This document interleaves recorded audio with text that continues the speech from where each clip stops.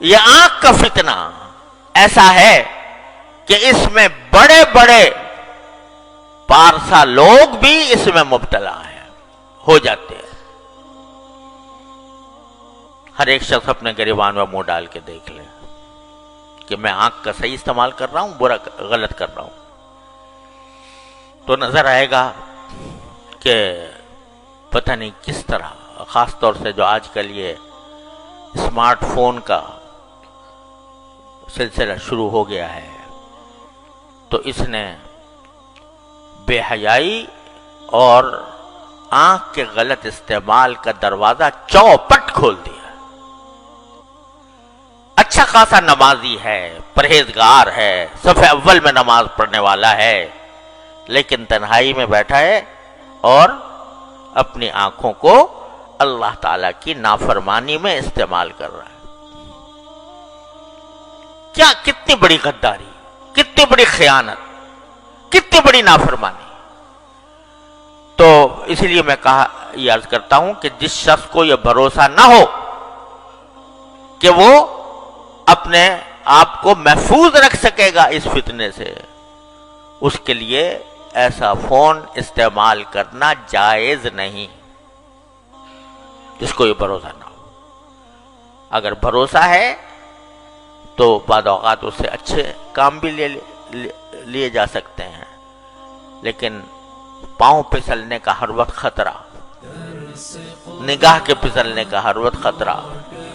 لہذا بھائی کتنے دن کی زندگی ہے پتہ نہیں، کسی کو پتا ہے کہ کب اس کو موت آ جائے گی، تو اپنے اللہ تعالیٰ کی دی ہوئی اس نعمت کو کیوں داؤ پر لگاؤ، اس داؤ پر لگاؤ کہ اس کا غلط استعمال ہو گیا تو وہاں پکڑ ہو جائے گی اللہ تعالیٰ کی۔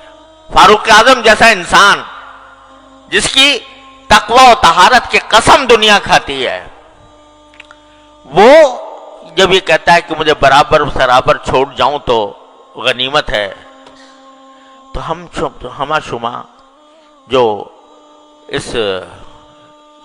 ان قسم کے فتنوں میں مبتلا ہو جاتے ہیں، ان کے دل میں خیال نہیں آتا، ان کے دل میں یہ خوف نہیں ہوتا کہ یہ جو ہم اللہ تعالیٰ کی نعمتوں کا غلط استعمال کر رہے ہیں، ایک دن اس کا حساب دینا ہوگا، ایک دن اللہ تعالیٰ کے سامنے حاضری ہوگی، اور ایک ایک نگاہ جو جس چیز پر ڈالی ہے اس کا حساب مجھے دینا ہوگا۔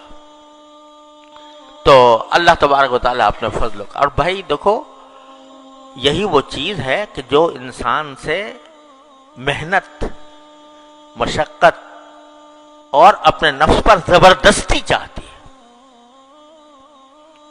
زبردستی۔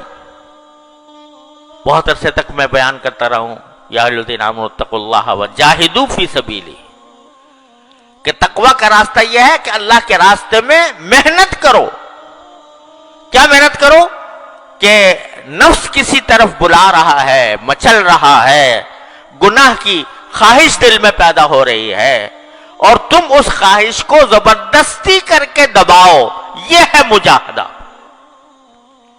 اور اس مجاہدے کے ثمرات یہ ہوتے ہیں، حضرت تھانوی رحمۃ اللہ فرماتے ہیں کہ جتنا انسان اپنے نفس کو، نفسانی خواہشات کو روکتا ہے اللہ کے لیے، اتنا ہی اللہ تعالیٰ سے قرب بڑھتا ہے۔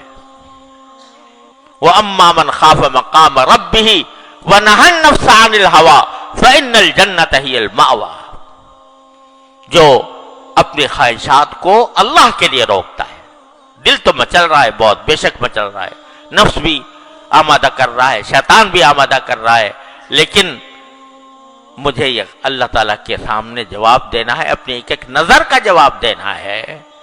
اس کا احساس کر کے جب آدمی اپنے اوپر زبردستی کرتا ہے تو اللہ تبارک و تعالیٰ کے ہاں اس کے درجات میں ترقی ہوتی ہے، تعلق میں اضافہ ہوتا ہے، اللہ تعالیٰ کی محبت اس کے دل میں پیدا ہوتی ہے، اللہ تعالیٰ اس سے محبت فرماتے ہیں۔ تو میرے بھائیوں اور بہنوں، اللہ تبارک و تعالیٰ کی نعمتوں کا پہلے تو احساس کرو، کثرت سے سوچا کرو کیا کیا نعمت مجھے ملی ہوئی ہے۔ اور اس نعمت کو صحیح استعمال کرنے کے لیے اپنے نفس کو زبردستی، اپنے اس پر زبردستی کرو، اور اس کی نافرمانی میں استعمال کرنے سے اپنے آپ پر زبردستی کر کے بچاؤ۔ کیا قیامت آ جائے گی؟ ایک تو تنہائی کے اندر بیٹھے ہوئے دیکھ رہے ہو کچھ، اگر فرض کرو سمجھو کہ اس وقت تمہارا کوئی باپ آ جائے، تمہاری ماں آ جائے، تمہاری بہن آ جائے، تمہاری استاد آ جائے، کیا پھر بھی تمہارا دل مچلتا رہے گا؟ کیا پھر بھی وہ خواہش جو دل کی ہے وہ اسی درجے میں برقرار رہے گی؟ فوراً بند کر دو گے۔ اب کیسے بند کر دیا بھائی؟ یہ کہتے ہو کہ ہمیں اپنے نفس پر اختیار نہیں، ہم بے اختیار ہو جاتے ہیں، ہم جو ہیں مچل جاتا ہے دل، اور ہم اپنے تقاضے کو دبا نہیں سکتے، مجبور ہیں اس کے آگے۔ ارے اب کہاں گئی مجبوری؟ جب تمہارا باپ آ گیا، تمہاری ماں آ گئی، تمہارا استاد آ گیا، تمہارا شیخ آ گیا، پھر کیا کرو گے؟ پھر بھی دیکھتے رہو گے؟ بند کرو گے کہ نہیں؟ کیوں کرو گے؟ اس واسطے کہ طاقت تھی تمہارے اندر بند کرنے کی، اختیار تھا تمہارے اندر بند کرنے کا، احساس ہو گیا کہ میں بدنام ہو جاؤں گا، احساس ہو گیا کہ مجھے سزا ملے گی۔ ارے وہ جو ہر وقت تمہیں دیکھ رہا ہے اس کی پرواہ نہیں، اور اگر اس کی پرواہ ہے تو پھر اسی طرح بند کرو جیسا کہ اپنے باپ، بھائی، استاد اور بڑے کے سامنے بند کرتے ہیں۔ تو اپنے نفس پر یہ زبردستی کرنی ہوگی، اور اسی زبردستی کے ذریعے تم اللہ تعالیٰ تک پہنچو گے۔ یا ایھا الذین آمنوا اتقوا اللہ وجاہدوا فی سبیلہ لعلکم تفلحون۔ فلاح اسی طرح حاصل ہوگی جب اپنے اوپر زبردستی کرو گے، اللہ تعالیٰ کے احکام کی اطاعت کر کے بھی اور نافرمانی سے بچ کر بھی۔